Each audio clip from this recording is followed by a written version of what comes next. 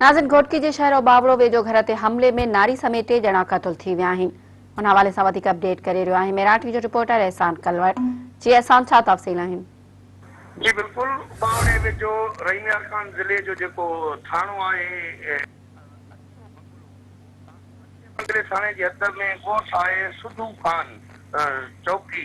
उन सुधू खान ॻोठ ते राति देर सां नामालूम हथियारबंदनि हिक घर में दाख़िल थी हमलो करे फायरिंग करे ॾिनी, जंहिंजे नतीजे में 2 सगा भाइर मुजाहिद मलिक ऐं इमाम बख्श मलिक जेके आहिनि थॾे ते जेके मारिजी विया। तॾहिं त जेके मक़तूल 2 सगा भाइर आहिनि उन्हनि सां गॾु हिकु औरत बि जेका आहे उहा मारिजी वई आहे। जेके मारिजी वियल 2 सगा भाइर मुजाहिद मलिक इमाम बख्श मलिक ऐं औरत जा जेके लाश आहिनि उहो ॻोठ अछो बंगलो थाणे जी पुलिस पहुची करे उहा खणाए वई आहे। जॾहिं त हिकु औरत ज़ख़्मी थी पई आहे।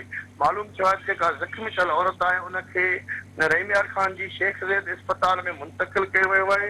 आख़िरी प्लान ते जेको आहे उहो वाक़े जो कारण मालूम न थी सघियो आहे त उहे हथियारबंद केरु हुया ऐं कहिड़े मामले सां जेको आहे हिन घर ते हमिलो कयो वियो आहे। जी एहसान, अवां जी महिरबानी।